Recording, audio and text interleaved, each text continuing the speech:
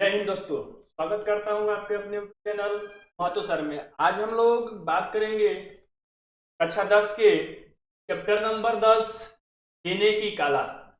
जीने की कला क्या होती है? इसके राइटर है मौलाना अब्दुल कलाम आजाद। क्या राइटर है? मौलाना अब्दुल कलाम आजाद। जीने की कला क्या होती है? हम लोग जो अपने जीवन को जीते हैं और इसी जीवन को जीने की कला क्या होती है, अगर जो लोग जीवन की कला को सीख जाते हैं वो दुनिया में किसी भी चीज को सीख जाएंगे। सबसे जरूरी है जीवन की कला को सीखना कि जीना कैसे है, अपने जीवन को बैलेंस करके कैसे चलना है, जीवन में क्या चाहिए क्या नहीं चाहिए, कैसे रहना चाहिए, किसके साथ क्या करना चाहिए, सबसे बड़ा काम क्या है जीवन में। यह सारी चीजों का जो आंसर है वो सारा आंसर आपको इस चैप्टर के माध्यम से मिल जाएगा। तो ज्यादा देर न करते हुए चलिए हम लोग स्टार्ट करते हैं। जो मौलाना अब्दुल कलाम आजाद द्वारा लिखा गया जो चैप्टर का नाम है जीने की कला। जीने की कला, चलिए स्टार्ट करते हैं। सबसे पहले हम लोग जानेंगे कि मौलाना अब्दुल कलाम आजाद के बारे में। थोड़ा सा मौलाना अब्दुल कलाम आजाद के बारे में हम लोग जान लेते हैं, उसके बाद हम लोग चलेंगे सीधा टॉपिक पर। तो देखिए, मौलाना अब्दुल कलाम आजाद जीने की कला के राइटर है मौलाना अब्दुल कलाम आजाद, जिनका जन्म सन 1885 ईस्वी में, मौलाना अब्दुल कलाम आजाद का जन्म सन 1885 ईस्वी में और इनकी मृत्यु सन 1958 ईस्वी में। इनकी मृत्यु सन 1958 ईस्वी में। मौलाना अब्दुल कलाम आजाद स्वतंत्र भारत के प्रथम शिक्षा मंत्री थे। मौलाना अब्दुल कलाम आजाद स्वतंत्र भारत के प्रथम शिक्षा मंत्री थे। देखिए, जाने माने शिक्षाविद चिंतक मौलाना अब्दुल कलाम आजाद आजाद स्वतंत्र भारत के प्रथम शिक्षा मंत्री थे। ठीक है, आजाद स्वतंत्र भारत के, जब हमारा भारत स्वतंत्र हुआ तो सबसे पहली बार जो शिक्षा मंत्री बने थे वो बने थे मौलाना अब्दुल कलाम आजाद। वे प्रखर विद्वान एवं अरबी फारसी के ज्ञाता थे।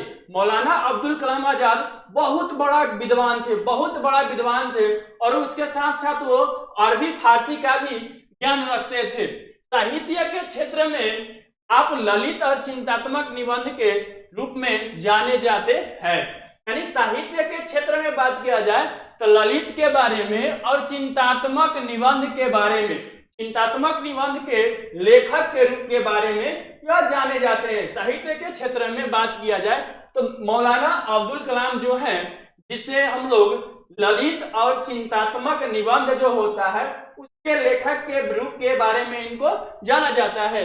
आपकी दृष्टि से मनुष्य सर्वश्रेष्ठ प्राणी है जिसे अन्य जीवों से अलग तरह से रहना चाहिए, जिसे अन्य सजीवों से अलग तरह से रहना चाहिए। यानी मौलाना अब्दुल कलाम अपने दृष्टि से कहते हैं कि उनकी दृष्टि से मनुष्य जो है सबसे एक अलग प्राणी है। सभी सर्वजीवों में क्या है? मनुष्य एक अलग प्राणी है, इसलिए उसे अलग तरीकों से क्या करना चाहिए? रहना चाहिए। अन्य सजीवों से, अन्य जीवों से मनुष्य को अलग तरीके से रहना चाहिए। आगे देखिए, कहते हैं कि जीने की कला एक आवश्यक कला है, व्यक्ति को इस कला से भली भांति परिचित होना चाहिए। कह रहे हैं कलाम अब्दुल कलाम आजाद जी कि जो जीने की कला है वह सबसे आवश्यक कला है, सबसे महत्वपूर्ण कला है। सारे कलाओं से महत्वपूर्ण है कि जीवन जीने की कला, कि हम अपनी जिंदगी को कैसे जीते हैं, हंसते हुए जीते हैं, रोते हुए जीते हैं, कि उदास होकर जीते हैं, कैसे जीते हैं अपनी जिंदगी को। और यह सबसे इंपॉर्टेंट बात है कि आप अपनी जिंदगी को, हम अपनी जिंदगी को किस तरीका से जीते हैं। तो इसी के बारे में क्या होने वाला है? चर्चा होने वाला है इस पाठ में, जीने की कला में। देखिए, कह रहे हैं कि व्यक्ति को इस कला से भली भांति परिचित होना चाहिए। इस कला के बारे में, इसके बारे में कि जीवन को कैसे जिया जाए, इसके बारे में आपको भली भांति अच्छी तरीके से क्या होना चाहिए? परिचित होना चाहिए। उसे चाहिए कि जीवन को भली भांति जिए। यानी हरेक व्यक्ति को, प्रत्येक व्यक्ति को चाहिए कि अपना जो जीवन मिला है, भगवान ने जो हमको जीवन दिया है, इस जीवन को पूरा अच्छी तरीका से क्या करें? जिए। ये नहीं किसी डर, संकट, किसी कष्ट से, किसी दुख तकलीफ से क्या हो जाए? फांसी लगा के ऊपर मर जाएं, जीवन को बीच में ही क्या कर दें, समाप्त कर दें, अपनी जीवन लीला को बीच में ही समाप्त कर दें। ऐसा नहीं करना चाहिए। आगे कहते हैं कि मरते मरते नहीं जीना चाहिए और मृत्यु के बारे में कभी सोचना ही नहीं चाहिए। कहते हैं मौलाना अब्दुल कलाम आजाद जी कि जीवन जो मिला है बहुत अनमोल मिला है, और उस जीवन में मनुष्य का जीवन, सभी जीवनों में से मनुष्य का जीवन कितना अनमोल जीवन है। तो कभी भी इस मनुष्य जीवन में कितना भी दुख तकलीफ संकट परेशानी आ जाए, तो कभी अपनी जीवन लीला के बारे में समाप्त करने के सोचना नहीं है। अपने माइंड में भी कभी यह सोचना नहीं है इस जीवन लीला के बारे में, इस जीवन लीला खत्म करने के बारे में, मरने के बारे में, इस अपने माइंड में इस शब्द को लाना ही नहीं है। और आगे कहते हैं कि हमारे जीवन में हरियाली की आवश्यकता है, सूखेपन या बंजर की नहीं। जिस तरह एक किसान अपनी खेती को करता है तो अपने फसल को हरी भरी हरियाली की तरह देखना चाहता है। यह नहीं कि सूखा फसल और बंजर फसल, यह सब नहीं, बंजर जमीन यह नहीं देखना चाहता है। उसी तरीका से हम लोगों का जीवन भी है, उसी तरीका से हम लोगों का जीवन भी है कि हमें अपने जीवन में हमेशा हंसी खुशी मस्त आनंद एकदम रहना चाहिए।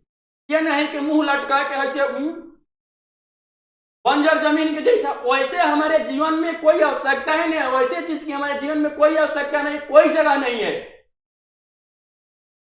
आगे देखिए, खिले हुए पुष्प, बहते हुए झरने, गाते पंछी, बहती हवा आदि देख मनुष्य प्रसन्नता का अनुभव करता है। खिले हुए पुष्प, गिरते हुए झरने, गाते हुए चहचहाती हुई पक्षी, ये सारी चीजों को देखकर मनुष्य अंदर ही अंदर क्या होता है, बहुत खुश होता है। मनुष्य अंदर ही अंदर अपने अंदर बहुत खुशी का अनुभव करता है, बहुत खुशी का महसूस करता है। लोग कहते हैं ना कि जब आप ज्यादा फ्रस्ट्रेशन में होते हैं तो कहीं शांत जगह पर चले जाइए, जहां कोई ना हो, जहां ठंडी ठंडी हवा बहती हो, जहां नदियों का पानी बहता हो, और जहां कुछ पंछी चहचहाते हो, और वहां 2 मिनट बैठने के बाद में आपका माइंड इतना रिलैक्स हो जाएगा कि सारा जितना भी टेंशन होता है वो सारा टेंशन क्या हो जाएगा, खत्म हो जाएगा। वही हमारे जो अब्दुल कलाम आजाद जी हैं वो कहते हैं क्या कि खिले हुए पुष्प, बहते झरने, गाते पंछी और बहती हवा आदि को देख मनुष्य अंदर ही अंदर क्या होता है, बहुत खुशी महसूस करता है। अब कितना प्रफुल्लित होता है कि मत पूछिए। आगे कहते हैं, वस्तुतः हमारे धर्म दर्शन और अध्यात्म के गहन दर्शन के, वस्तुतः हमारे धर्म दर्शन और अध्यात्म के गहन दर्शन ने ही मनुष्य को अनावश्यक, गंभीर और कृत्रिम बना दिया है। यानी अगर वस्तुतः देखा जाए, वस्तुतः किसी चीज को देखा जाए, तो हमारा जो धर्म है, हमारा जो दर्शन है और हमारा जो अध्यात्म है, इसको बहुत गहराई तक जाके अंदर तक खोज करके देखा जाए, तो ये तीनों ही चीज, यह तीनों जो चीज है, यही मनुष्य को क्या कर दिया है, कृत्रिम बना दिया है, बनावटी बना दिया है। बात समझ में है क्या? धर्म, दर्शन और अध्यात्म को बहुत इसकी जड़ के अंदर तक, गहराई तक जाके देखा जाए, तो ये तीनों ही चीज जो है मनुष्य को गंभीर और कृत्रिम बना दिया है, गंभीर और बनावटी बना दिया गया है। ठीक है, उसे सहज नहीं रहने दिया है। यानी मनुष्य को एकदम नॉर्मल, कठिन तरीका से, नॉर्मल एकदम सरल भाव से नहीं रहने दिया गया है। ये तीनों के चलते जीवन का लक्ष्य है क्या है कि जीवन का लक्ष्य आनंद की प्राप्ति करना, जिससे सिद्ध करने में ही लगे रहना चाहिए। जीवन का जो लक्ष्य है वह एक ही लक्ष्य, आनंद को प्राप्ति करना, परमानंद को प्राप्ति करना, आनंद को प्राप्ति करना, जिससे सिद्ध करने में ही लगा रहना चाहिए। ये नहीं कि फालतू की बातें, इधर की बातें, उधर की बातें, उसकी बातें, ये धर्म, वो बाबा, वो मौलाना, वो मौलवी, ये सब कुछ नहीं। हमारा जो जीवन का जो मूल अस्तित्व है, जो मूल कर्तव्य है, वो है हमारे जीवन में आनंद को प्राप्त करना, प्राकृतिक आनंद को प्राप्त करना, प्राकृतिक सौंदर्य को प्राप्त करना, ये सारी चीजों को प्राप्त करना। यही हमारा जीवन का क्या है, मूल कर्तव्य, मूल लक्ष्य है। यह नहीं है, ये सारी चीजें क्या है, जितनी भी फालतू चीजें, ये सारी कोई फालतू चीजें नहीं चाहिए। और उसी को पाने के लिए हमको पूरे जीवन क्या कर देना चाहिए, लगा देना चाहिए। तो ये था थोड़ा सा मौलाना अब्दुल कलाम आजाद जी के बारे में जानकारी, जिनकी मृत्यु हुई, जिनकी जन्म हुआ था सन 1885 ईस्वी में और जिनकी मृत्यु हुई थी सन 1958 ईस्वी में। और मौलाना अब्दुल कलाम आजाद स्वतंत्र भारत के प्रथम शिक्षा मंत्री थे, इस बात को आप लोग याद रखिएगा। चलिए चलते हैं अब हम लोग सीधा टॉपिक पर, सीधा चैप्टर पर चलते हैं और कहते हैं, देखिए क्या कहते हैं, प्रथम पैराग्राफ में कहते हैं कि लोग सदा इस खोज में लगे रहते हैं कि जीवन को बड़े बड़े कामों में लाएं, मगर वे यही नहीं जानते कि यहाँ सबसे बड़ा काम खुद जीवन है। मगर वह यही नहीं जानते यहाँ सबसे बड़ा काम खुद जीवन है, अर्थात जीवन को हंसी खुशी में काट लेना। यहाँ इससे ज्यादा सरल कोई काम नहीं है, मगर सरल काम कोई नहीं है कि मर जाइए, इससे ज्यादा विकट काम कोई नहीं है कि जीते रहिए। जिसने यह मुश्किल हल कर ली उसने जीवन की सबसे बड़ी गुत्थी सुलझा ली।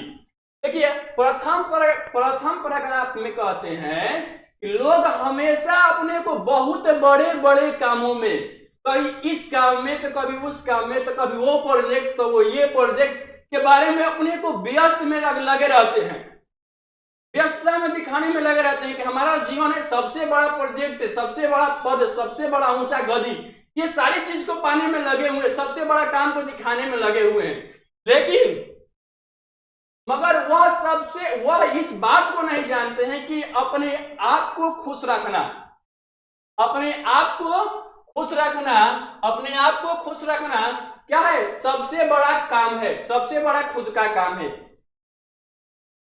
हम पाने के लिए सारा चीज पा लेते हैं, धन दौलत ऐशो आराम पद प्रतिष्ठा सारा चीज पा लेते हैं, लेकिन जीवन में अपने आप को खुश रखना हमेशा यह सबसे बड़ा क्या है, मुश्किल काम है। ठीक है, अर्थात जीवन को हंसी खुशी से काट लेना यह सबसे क्या है, बहुत बड़ा मुश्किल काम है कि आप अपने जीवन को हंसी खुशी से हमेशा क्या कर लीजिए, काट लीजिए। इससे कठिन काम कोई नहीं है। समझ में आया? आगे चलते हैं, आगे क्या कहते हैं, यहाँ इससे ज्यादा सरल काम कोई नहीं है कि मर जाइए, इससे ज्यादा विकट काम कोई नहीं है कि जीते रहिए। यानी कहते हैं कि इससे ज्यादा कठिन काम कोई नहीं है कि तुरंत मर जाइए, और इससे ज्यादा बहुत बड़ा विकट काम, बहुत बड़ा मेहनती काम कोई नहीं कि जीते रहिए। नहीं समझ में आया? समझिए, कभी कहते हैं कि दुनिया में सबसे आसान काम है मर जाना, दुनिया में सबसे आसान काम है मर जाना, लेकिन सबसे मुश्किल काम है अपने को हर परिस्थिति में, हर कठिन परिस्थिति में, हर संघर्ष में अपने को क्या करना है, जीते रहना। यह सबसे बड़ा मुश्किल काम है। कैसे आप लोग, कोई लोग कहता है बातें बात में भगवान हमको उठा लेते, इतना बड़ा संकट पहाड़ कपार पर दे दिए हैं, इतना बड़ा दुख जिंदगी में दे दिए हैं, मालूम ही नहीं चलता, इससे बढ़िया होता कि हम मर जाते। तो सबसे आसान काम है मर जाना, लेकिन सबसे मुश्किल का काम है, सबसे मुश्किल का काम है, सबसे कठिन काम है अपने आप को जीवन रखना, अपने आप को जीवित रखना।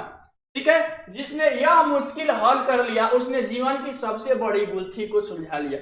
और जिसने जीवन और मृत्यु की पहलू को समझ लिया, इस पहलू के बारे में जान लिया, उसने अपने जीवन का सबसे बड़ा उलझा हुआ जो गुत्थी है उस सारे गुत्थी को क्या कर लिया, सुलझा लिया। उसको अब किसी बात का टेंशन नहीं है, किसी बात की चिंता नहीं है कि अब जीवन में क्या होगा क्या नहीं होगा। उसका बस एक ही रास्ता होता है, और वो रास्ता क्या होता है कि आनंद को प्राप्त करना।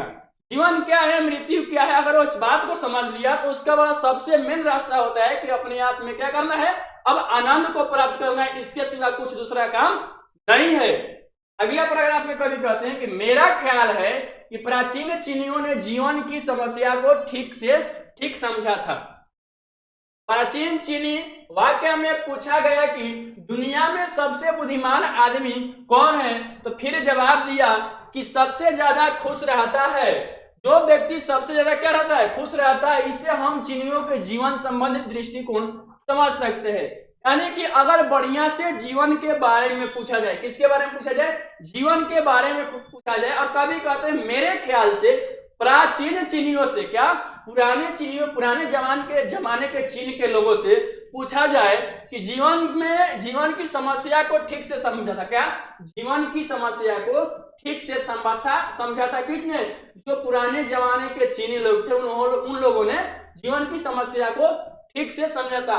और एक बार उनसे एक वाक्य में पूछा गया, क्या पूछा गया भाई, कि दुनिया में सबसे बुद्धिमान व्यक्ति कौन है, दुनिया में सबसे तेज व्यक्ति कौन है, उन चीनियों से पूछा गया, प्राचीन जमाने के चीनियों से पूछा गया कि दुनिया में सबसे बुद्धिमान व्यक्ति कौन है।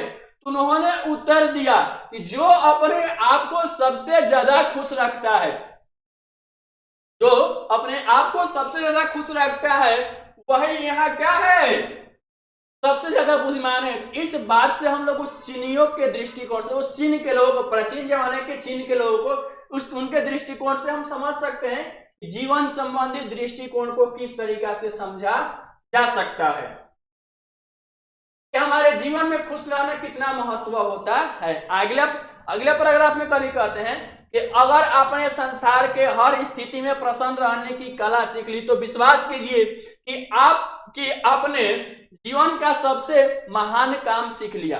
कभी कहते हैं कि अगर आपने जीवन में संसार के हर परिस्थिति में, दुख के परिस्थिति में, सुख के परिस्थिति में, बहुत विकट परिस्थिति में, आपने हर एक परिस्थिति में खुश रहने की कला को सीख लिया, कितना हूं बड़का दुख हो, कितना हूं बड़का टेंशन हो, कितना हूं बड़का मुसीबत हो, और उसमें अपने आप को संभाल के रखे हुए, अंदर अंदर संभाल के रखे हुए, और अपने चेहरा पर मुस्कान लाए रखे हैं। अगर आपने इस कला को सीख लिया, तो आप यह समझ लिए कि आपने दुनिया का सबसे महान काम को सीख लिया है, आपने दुनिया को सबसे महान काम को सीख लिया है। अब इसके बाद इस सवाल की जरूरत ही नहीं रही कि आपने और क्या क्या सीखा है, खुद भी खुश रहिए और दूसरे से भी खुश रहे, दूसरे से भी कहते रहिए कि अपने चेहरे उदास न रहिए। यानी कह रहे हैं कवि कि खुद को भी खुश रहिए और खुद भी क्या रहिए, खुश रहिए, और दूसरे से भी कहते रहिए कि अपने चेहरे को उदास न करें, हमेशा क्या रखें, खुशी रखें। और इसके बारे में आप क्या, जब आपने अपने आप को खुश रखना सीख लिया, तब आप इसके मतलब ही नहीं रखिए कि आपने कौन कौन सा चीज क्या कौन कौन सी चीजें, कौन कौन सा कला आपने सीखा। अब इसमें कोई बात करने की जरूरत ही नहीं है, इस पे बात करने की कोई चर्चा ही नहीं है, इस पर चर्चा करने की कोई आवश्यकता नहीं है। सबसे बड़ा जो दुनिया का महान काम है, वो आपने किसी भी परिस्थिति में, गम के परिस्थिति में हो चाहे खुशी के परिस्थिति में, आप हर एक परिस्थिति में अपने आप को खुश रखने की कला सीख लें, सीख लिए, और उसके बाद दूसरे लोगों को क्या कर रहे हैं, कला सिखा रहे हैं, बता रहे हैं। तो अब इसके बाद आपने क्या सीखा, क्या नहीं सीखा, क्या हुआ, इस पर ज्यादा बात करने की, चर्चा करने की आवश्यकता ही नहीं है। और आप खुद खुश रहिए, और आप दूसरे लोगों से भी कहते रहिए कि आप अपने चेहरे पर उदासी नहीं रखिए, आप भी खुश रहिए। चलते हैं हम लोग नेक्स्ट पैराग्राफ में। देखिए आगे कहते हैं कि आजकल एक फ्रांसीसी लेखक आंद्रे गिद की एक बात मुझे बहुत भाई, जो उसने अपनी आप बीती में लिखी है, खुश रहना केवल एक जरूरत ही नहीं, यह एक नैतिक उत्तरदायित्व है। कभी कहते हैं कि आजकल एक फ्रांसीसी लेखक है जिनका नाम है आंद्रे गिद, जिन्होंने एक बात लिखी थी, क्या बात लिखी थी, जब उन्होंने क्या लिखा था, अपने जीवन के बारे में जब उन्होंने लिखा था, तो उसके अंदर एक बात लिखी थी। वह बात कौन सी थी? वह बात यह थी कि खुश रहना केवल हमारी ही जरूरत नहीं है, खुश रहना केवल हमारी ही जरूरत नहीं है, आपकी ही जरूरत नहीं है, बल्कि आपका यह उत्तरदायित्व भी है कि आप हमेशा खुश रहिए। बात समझ में आ रही है? मतलब यह कि हमारे व्यक्तिगत जीवन का प्रभाव हम ही तक सीमित नहीं रहता, वह दूसरे को भी पकड़ता है। क्या कभी समझाते हैं कि खुश रहना केवल हम ही तक सीमित नहीं रहता है, इससे दूसरे इस पर क्या है, हमारा उत्तरदायित्व है। पर्सनल इसलिए नहीं है कि हम खुश, हमारा मन करे तो हम खुश रहेंगे, हमारा मन करे तो हम उदास रहेंगे। इस पर कोई आपका पर्सनली हक नहीं है। यह आपका उत्तरदायित्व है कि आप हमेशा क्या रहिए, खुश रहिए। बात समझ में आ गया? बल्कि इससे क्या होता है, हमारा ही क्या होता है, केवल व्यक्तिगत जीवन का क्या होता है, प्रभाव हम ही तक नहीं पड़ता है, बल्कि आपको देखकर दूसरे व्यक्ति भी क्या होते हैं, आपको देखकर जितना भी खुशी दुखी क्या होता है, आपको देखकर दूसरे पर भी इसका प्रभाव पड़ता है। लेकिन आजकल के जमाना में उल्टे बात चल गया है कि आप ज्यादा खुश रहिएगा ना, तो आपके बगल वाला देख के आपको जलेगा, आपके पड़ोसी देख के जलेंगे, कहीं क्या बात है कि आजकल फलाना ज्यादा खुश रहता है। बात समझ में आ गया? तो आपको किसी भी परिस्थिति में डिमोटिवेट नहीं होना है, हमेशा मोटिवेट होकर रहना है कि हमेशा अपने आप को क्या करना है, खुश रखना है। या यूं कहिए कि हमारे सुख दुख की छूट दूसरे को भी लगती है, इसलिए हमारा कर्तव्य है कि ना आप उदास हो, ना दूसरे को उदास करें। कभी कहते हैं कि आप इस तरीके से समझ सकते हैं कि हमारा सुख और दुख जो भी हो वो दूसरे को भी क्या होता है, लगता है, दूसरे के ऊपर भी पड़ता है। इसलिए हमारा जिम्मेवारी बनता है, हमारा उत्तरदायित्व बनता है कि हम खुद खुश रहें और दूसरे को भी उदास नहीं होने दें, क्योंकि आज जो मुझ पे है कल आप पर भी हो सकता है। इसलिए जब हमारे ऊपर अगर दुख है और दुख में भी अगर हम खुश हैं और आप देख रहे हैं कि हमारे ऊपर दुखों का पहाड़ गिरा हुआ फिर भी हम खुश हैं, तो आपके आने वाले समय में हो सकता है कि आपके ऊपर भी दुखों का पहाड़ आएगा। तो उस समय आप याद कीजिएगा उस व्यक्ति के ऊपर दुखों का पहाड़ आया था, उन दुखों के उस विकट परिस्थिति में वो जो व्यक्ति था बहुत ज्यादा खुश था। बात समझ में आ रही है? इसलिए आप हमेशा खुश रहिए और दूसरे को भी खुश रहने का सलाह दीजिए, ठीक है? इससे आपका भी स्वास्थ्य रहेगा, आप भी स्वस्थ रहेंगे और दूसरे भी देख कर क्या रहेंगे, खुश स्वस्थ रहेंगे। लेकिन आज के जमाना में कुछ अलग ही चल रहा है, समझ में आ रहा है? आप ज्यादा खुश रहिएगा, जरूर कुछ बात है, जरूर कुछ बात है, बहुत ज्यादा आजकल खुश रह रहा है। लेकिन ये सब कोई फालतू बातें लेकर नहीं चलना है, हमको जो वास्तविक चीज है उस चीजों को लेकर क्या करना है, चलना है। तो अगले पैराग्राफ पर हम लोग चलते हैं। हमारा जीवन एक शीशा घर है, यहाँ हर चेहरे का प्रतिबिंब एक ही समय में सैकड़ों शीशों पर पड़ता है। अगर एक चेहरे पर भी छाया आ गई तो वह छाया सैकड़ों चेहरे पर छा जाएगी। अभी कहते हैं कि हमारा जीवन जो है एक पूरा शीशा घर है। शीशा घर का मतलब समझ रहे हैं, शीशा घर, जहां चारों तरफ से क्या है, शीशा ही लगा हुआ है, जहां चारों तरफ से शीशा ही लगा हुआ है। जैसे हम लोग सैलून में बाल दाढ़ी बनवाने जाते हैं तो देखते हैं एक के पीछे एक शीशा लगा हुआ होता है, 5-10 शीशा भी लगा हुआ होता है, तो उसमें एक चेहरे के कुछ सारा चेहरा, एक के पीछे एक पीछे एक, चारों तरफ आपका ही चेहरा दिखाई पड़ता है। अगर एक शीशा में अगर आपका बाल कटता हुआ दिखाई दे रहा है या दाढ़ी कटता हुआ दिखाई दे रहा है, तो सारे शीशों में क्या हो रहा है, दिखाई दे रहा है। तो वही कभी यहाँ पर समझा रहे हैं कि जो हमारा जीवन है वह जीवन पूरा शीशा का घर है, और उस शीशे के घर में क्या, उस शीशे के घर में सैकड़ों शीशे क्या हुए हैं, लगे हुए हैं। अगर उसमें से एक चेहरा भी क्या हो गया, खराब हो गया, तो एक चेहरा पर भी उदासी जाए तो सैकड़ों चेहरा क्या हो जाएंगे, उदास हो जाएंगे, उदास हो जाएंगे। वो सैकड़े चेहरे क्या हो जाएंगे, उदासी छा जाएगी, उस सैकड़ों चेहरे पर उदासी छा जाएगी। हम में से किसी आदमी का जीवन उसकी अपनी व्यक्तिगत जायदाद नहीं है, हर आदमी पूर्ण संग्रह का अंश है। यानी कवि कहते हैं कि हम में से किसी आदमी का जो जीवन है वह व्यक्तिगत नहीं है, उसकी खुद की प्रॉपर्टी नहीं है, उसके खुद की प्रॉपर्टी नहीं है, बल्कि उसका कुछ भाग, उसके जीवन का कुछ भाग पर पूर्ण संग्रह है। दरिया में एक लहर अकेली उठती है, मगर उसी एक लहर से अनगिनत लहरें बन जाती है। कभी समझाते हैं एक बात को कि जब समुद्र में एक लहर उठती है तो मगर एक लहर से क्या होती है, बहुत सारे लहरें बन जाती है। वो एक ही लहर क्या करता है, बहुत सारी लहरों को बना देता है। उसी तरीका से कह रहे हैं कि यहाँ हमारी कोई बात भी सिर्फ हमारी नहीं है, हम जो कुछ भी अपने लिए करते हैं उसमें भी दूसरों का भाग होता है। कभी कहते हैं कि हाँ हमारी ही कोई बात नहीं है, अगर जो कुछ भी हम अपने लिए करते हैं, पर्सनली भी हम अपने लिए करते हैं, तो उसमें भी कोई दूसरों का भाग होता है, कुछ दूसरों का अंश होता है, कुछ दूसरों का हिस्सा होता है। हमारी कोई खुशी भी हमें खुश नहीं कर सकेगी अगर हमारे चारों तरफ उदास चेहरे जमा हो जाए, चारों तरफ उदास चेहरे जमा हो जाए और हम खुद खुश रहकर दूसरे को खुश कर सकते हैं और दूसरे को देखकर खुद खुश होने के लगते हैं।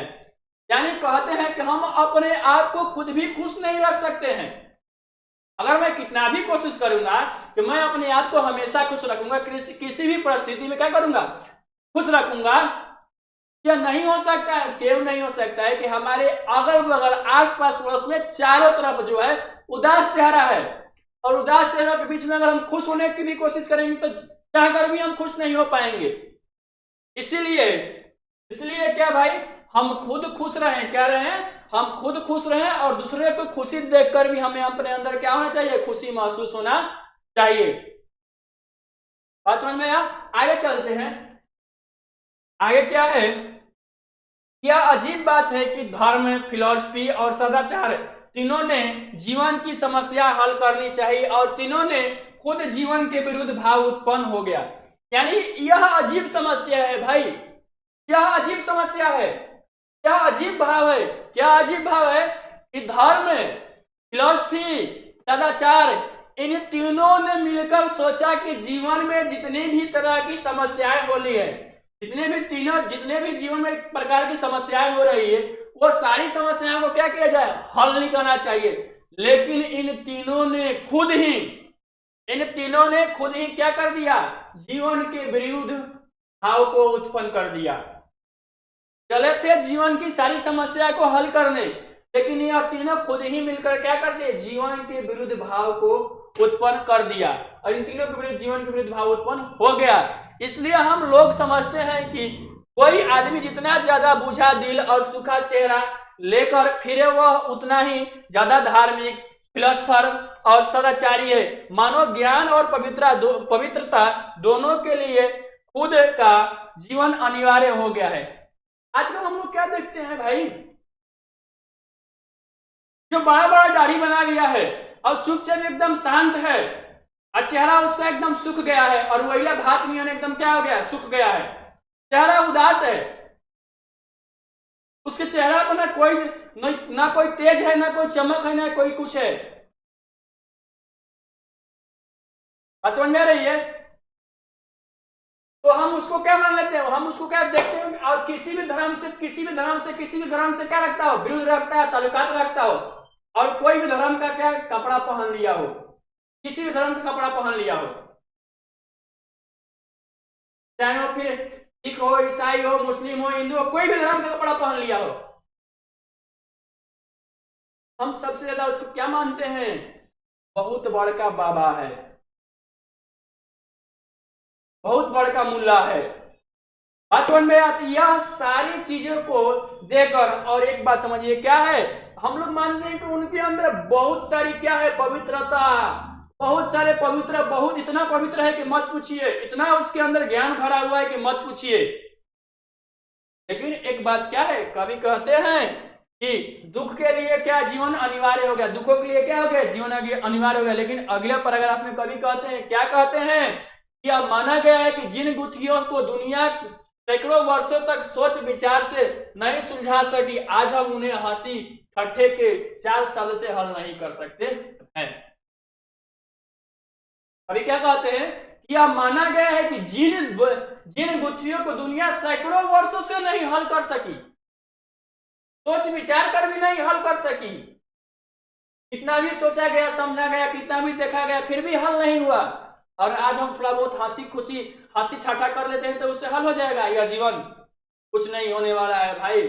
और अपने आप को अच्छे तरीके से जीना है, अच्छे जीवन को जीना है, अपने स्वास्थ्य को अच्छा रखना है, तो आप अपने आप को खुश रखना सीखिए, अपने जीवन को खुश रखना सीखिए। और जब आप अपने आप को खुश रखना सीखिएगा तो आपके घर में आपको देखकर, आपके परिवार में आपको देखकर लोग खुश होना शुरू हो जाएंगे, और जब आपके परिवार को लोग खुश होंगे तो आपके आसपास पड़ोस के लोग देखते देखते क्या हो जाएंगे, सभी लोग खुशी से रहने लगेंगे।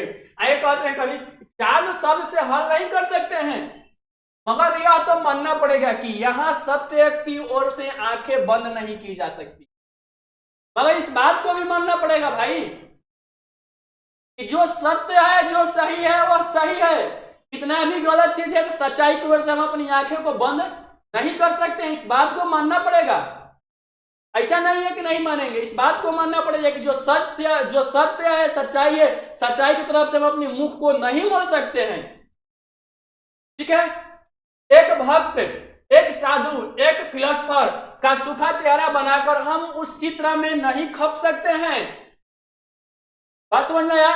एक भक्त का चेहरा बनाकर, एक साधु का चेहरा बनाकर, एक मौलवी का चेहरा बनाकर, ये सारे चीज का चेहरा बनाकर, और हमारा चेहरा क्या हो, एकदम उदास हो, एकदम और वैला भात के जैसा उदास हो। बात समझ में आ रहा है? तो हम उस चित्र में नहीं खप सकते हैं। भाई कौन सा चित्र है? जो प्राकृतिक के विश्वकर्मा हाथों ने खींच दिया है। बात समझ में आया? जो प्राकृतिक के विश्वकर्मा जी के हाथों को द्वारा जिस चित्र को बनाया गया है, और उस चित्र में हम अपने आप को क्या करें, सूखा चेहरा, बड़का बड़का दाढ़ी रख के सूखा चेहरा, कोई कलर का क्या कपड़ा पहन के बाबा बन जाए, हमेशा उदास रहे, हम लोग उसमें नहीं खप सकते हैं। क्योंकि जो विश्वकर्मा जी के द्वारा, प्राकृतिक के जो विश्वकर्मा जी के द्वारा प्राकृतिक का नक्शा खींचा गया है, उसमें इस चीज का कोई जगह नहीं है कि आप उदास रहिए। बात समझ में आ रहा है? जिस चित्र में सूरज का चमकता हुआ मस्तक, चंद का हंसता हुआ चेहरा, तारों की झिलमिलाती हुई आंखें, पेड़ों का नृत्य, पंछियों का संगीत, बहते हुए पानी की तरंगे, खिलते हुए फूलों की बहारें अपनी शोभा दिखा रही हैं, वह हम एक बुझे हुए दिल और सूखे हुए चेहरे के साथ स्थान नहीं पा सकते हैं। बस समझ में आया? जिस खांचा को, जिस चित्र को भगवान विश्वकर्मा ने तैयार किया है, प्राकृतिक के भगवान विश्वकर्मा ने तैयार किया है, उसमें भाई चमकता हुआ सूर्य का चेहरा है, हंसता हुआ चांद का, मुस्कुराता हुआ चांद का चेहरा है, तारे क्या हो रहे हैं, झिलमिला रहे हैं तारे आसमान में टिमटिमा रहे हैं। यहाँ पर पेड़ क्या कर रहे हैं, पेड़ के पत्ते क्या कर रहे हैं, नृत्य कर रहे हैं। और यहाँ पर जो पंछियां हैं वो अपनी आवाज में संगीत सुना रही है, और पानी की कलकलाती हुई मधुर आवाजें, मधुर धुनें, वो क्या हो रही है, तरंग बिखेर रही है। खिलते हुए फूलों की बहारें अपनी सुगंध से क्या हो रही है, चारों तरफ खुशबू को फैला रही है। ठीक है। यह सब जो इतना बड़ा प्राकृतिक में, सारी चीज जब दिखा रहे हैं, तो इतना बड़े प्राकृतिक में, ऐसे मुस्कुराते हुए प्राकृतिक में हम कभी भी ऐसा चेहरा, बुझा हुआ चेहरा, उदास चेहरा, सूखा चेहरा को लेकर नहीं रख सकते हैं। कतई इसमें उस चीज, ऐसे चेहरे की आवश्यकता नहीं है, कतई थोड़ा भी जगह नहीं है वैसे चेहरे के लिए इसमें। क्योंकि कितना सुंदर जो है भगवान विश्वकर्मा ने प्राकृतिक की रचना किया है। चमकता हुआ सूर्य का मस्तक, चांद का हंसता हुआ चेहरा, झिलमिलाते तारे, पंछियों की संगीत, नाचते हुए पेड़ का दृश्य, कितना सुंदर बात है। और उस सुंदरता में हम बुझे हुए चेहरे को लेकर, उदास चेहरों को लेकर आ जाए, यस, इसमें कोई जगह ही नहीं है, थोड़ा भी जगह नहीं है। क्या जीवन सज सकता है, हम अपने वक्ष में दमकता हुआ दिल और चेहरे पर चमकती हुई आंखें रखता है, चेहरे पर चमकती हुई आंखें रखता हो, और जो चांदनी में चांद की तरह निखर कर, तारों की छांव में तारों की तरह चमक कर, और फूलों की क्यारियों में फूलों की तरह खिलकर अपना स्थान ले सकता है। कहते हैं लास्ट में कैसे नहीं, क्या किस तरीके से भाई जीवन सज सकता है। जीवन क्या हो सकता है, सज सकता है, स्वर सकता है। अरे भाई जीवन सज सकता है, स्वर सकता है कहने का मतलब नहीं कि हमारे पास बहुत बड़ा क्या हो जाए, बंगला हो जाए, हमारे पास बहुत बड़ा गाड़ी हो जाए। हम दिखावा के जीवन सजाने की आवश्यकता नहीं है। कितना भी हम दिखावा का जिंदगी जी लेंगे ना, लेकिन अंदर ही अंदर क्या रहेंगे, उदास रहेंगे, अंदर अंदर क्या रहेंगे, डरते हुए रहेंगे कि अरे भाई हमारा इतना जगह जमीन है, हमारे पास इतना संपत्ति है, कोई आके छुड़ा न ले, कल कहीं हमारा किसी बिजनेस में घाटा न लग जाए। यह एक प्रकार से डर बना हुआ है। इस तरीके से जीवन नहीं चलने वाला है, इतना सोच रहना चाहिए, लेकिन डर के नहीं रहना चाहिए। इस प्राकृतिक में किस प्रकार का चेहरा भाई रहना चाहिए, हम अपने बॉक्स को, दिल और चेहरे को चमकती हुई क्या कर सकते हैं, दिल और चेहरे पर चमकती हुई आंखें को रखता हो। अपने मन में और अपने चेहरे पर क्या हो, चमचमाहट, अपनी आंखें, आपकी आंखें की भाव आपके चेहरे को देख ले, नहीं आपके अंदर तेज है, आपके अंदर कुछ है।